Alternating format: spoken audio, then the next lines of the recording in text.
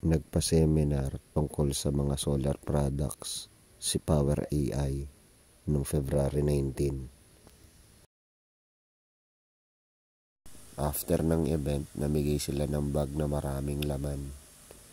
Pero ang gusto ko talaga dito, yung solar LED wall light.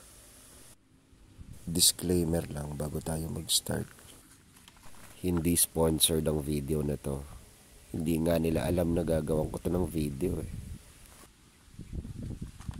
Sabi dito, 10 to 12 hours daw kayang tumagal. Pero dapat 6 to 8 hours siyang i-charge. Buksan na natin.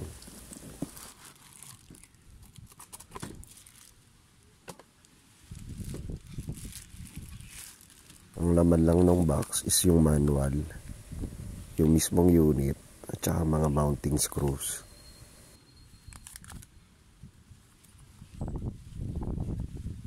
Medyo malaki pala yung size nito compared dun sa nakikita sa Shopee.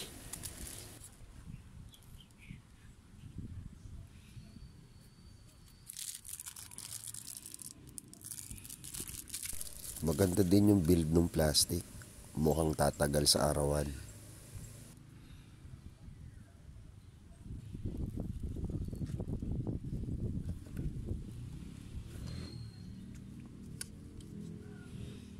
Nag-o-on siya pero nag-o-off din kagad. Siguro may pumapasok pa na voltage dun sa solar panel niya. Sabi ng president ng Power AI na si Madam Coco, brand new yung mga ginagamit nila na battery. Meron siyang 2 years warranty na kapag nasira, hindi na ire-repair ang unit. Papalitan na kagad. Ang galing. 5 PM na nung natapos akong mag-tear down. Minount ko na dito sa labas yung unit.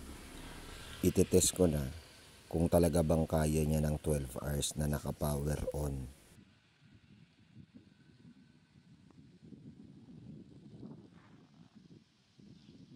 Dito, alas 7 na pala.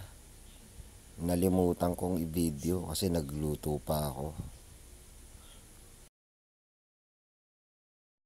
Pinalitan ko from mode 1 papuntang mode 3 yung ilaw. Para laging naka-on lang. Kinalas ko na rin yan after ng video na to. Kasi hindi ko naman siya mamomonitor.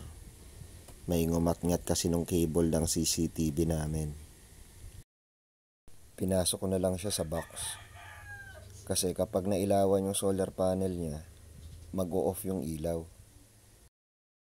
True rated siya.